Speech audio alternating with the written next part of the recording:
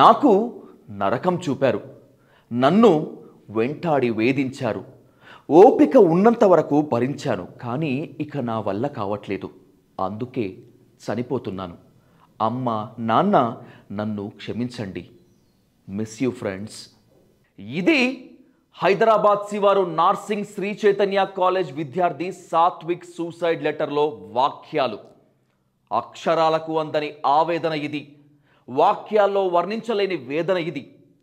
ఎంత బాధపడి ఉంటే, ఎంతగా తనలో తాను కుమిలిపోయి ఉంటే సాత్విక్ ఇలా రాసి చనిపోయి ఉంటాడు ఒక్కసారి ఆలోచించండి. మరణం అంటే మరుక్షణం నుంచే శాశ్వత వీడ్కోలు. ఇక ఆత్మహత్య అంటే ఇక నుంచి నేను ఉండను, నా వాళ్లతో నేను ఉండను అని నిశ్చయించుకున్నాక, నిర్ధారించుకున్నాక బలవంతంగా ఉసురు తీసుకోవటం. ఈ నిర్ణయం తీసుకోవాలంటే ఎంత ధైర్యం ఉండాలి? ఆ మొండి ధైర్యానికి ముందు ఎంత మానసిక సంఘర్షణ అనుభవించి ఉండాలి? అది సాత్విక్ ఉరితాడుకు వేలాడిన నరకం కన్నా ఎక్కువ. వెన్నెముకకు మెదడుకు మధ్య ఉన్న నాడీ వ్యవస్థను ఉరితాడు తెంచివేస్తే కొన ఊపిరి చూపించిన టార్చర్ కన్నా 1000 రెట్లు ఎక్కువే. ఈ దుర్మార్గానికి కారణం ఎవరో తెలుసా?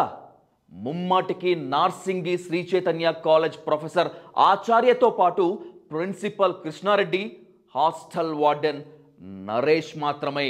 సాత్విక్ సూసైడ్ లెటర్లో కూడా ఇదే రాశాడు. ప్రొఫెసర్ ఆచార్యతో పాటు principal Krishna Reddy, hostel warden Naresh మరికొందరు తనకు నరకం చూపించారు. తనకు మాత్రమే కాదు, ఇతర విద్యార్థులకు కూడా టార్చర్ చూపిస్తున్నారు అని తన స్వహస్తాలతో రాశాడు. సాత్విక్ సూసైడ్ తర్వాత ఆ కాలేజ్ స్టూడెంట్స్ కూడా మీడియాతో మాట్లాడుతూ అక్కడ జరుగుతున్న అరాచకాన్ని గగ్గోలు పెట్టారు. నార్సింగ్ పోలీసుల రిమాండ్ రిపోర్ట్ కూడా ఇదే చెప్పింది. ఇంకా చెప్పాలంటే ఇంతకన్నా ఎక్కువ చెప్పింది.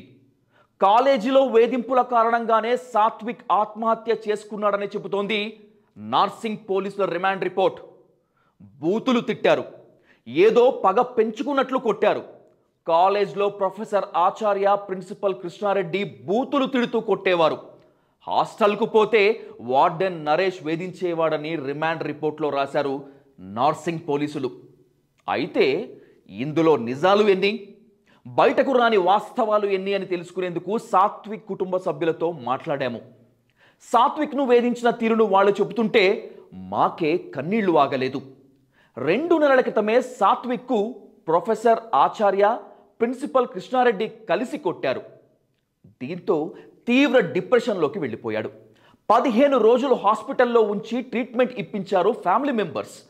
మళ్ళీ కాలేజ్కు పంపించేటప్పుడు దయచేసి ఇది మళ్ళీ రిపీట్ చేయకండి అని వారిని వేడుకున్నారు. కానీ సాత్విక్ కుటుంబ సభ్యుల మెతక వైఖరిని చేతగానితనంగా తీసుకున్న శ్రీ చైతన్య కాలేజ్ సిబ్బంది సాత్విక్ను మరింతగా వేధించడం, టార్చర్ చేయటం ప్రారంభించారు.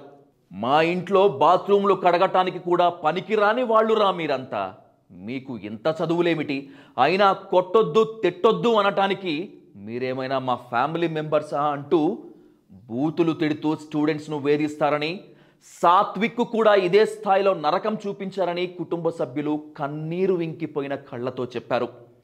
సాత్విక్ చనిపోయే 2 గంటల ముందు వాళ్ళ నాన్నను కలుసుకున్నాడు.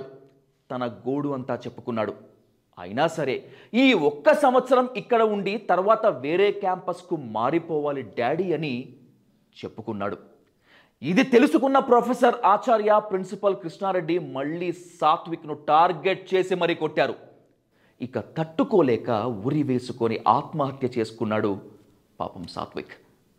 కొన్నేళ్ల తర్వాత చేతికి అంది వచ్చిన కొడుకు వాళ్ళ ఆశలను నిజం చేస్తాడని గంపెడంత కోరికలు పెట్టుకున్న తల్లిదండ్రుల చేతుల్లోనే శవాన్ని పెట్టి తలకొరివి పెట్టించేలా చేసేలా దుర్మార్గులు ఎవరైనా సరే వాళ్ళని వదిలిపెట్టకండి.